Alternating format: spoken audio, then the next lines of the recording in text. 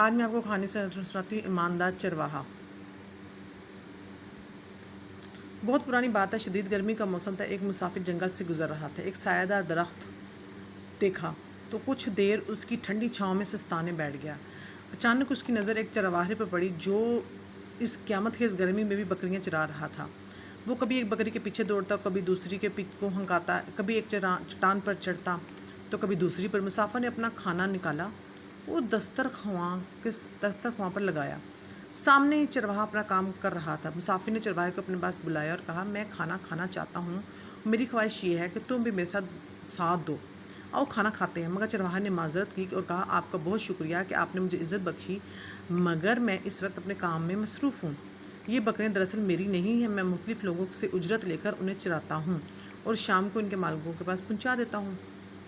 اگر میں کھانا کھانے بیٹھ گیا اور کوئی بکری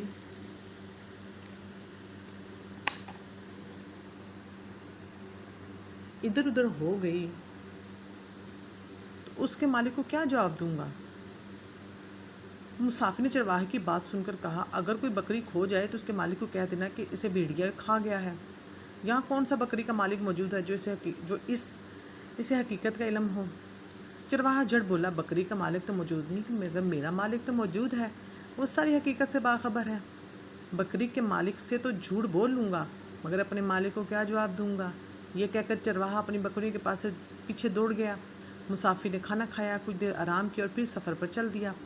اگلے روز اس چرواہے کو مدینہ منورہ بلایا گیا۔ سبحان اللہ!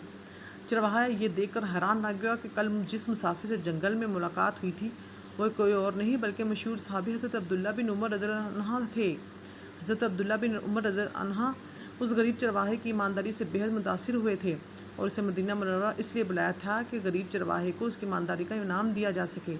حضرت عبداللہ بن عمر رضی اللہ عنہ نے بہت سی بکریاں اور بھیڑیں چرواہے کو انعام میں دیں اور چرواہا دعائیں دیتا اور بھیڑ بکریوں کو ہنکاتا خوشی خوشی سے اپنے گھر روانہ ہوا۔ اور حضرت عبداللہ بن عمر رضی اللہ عنہ سوچنے لگے، واقعی ایمان سے بڑی اور کوئی دولت نہیں ہے۔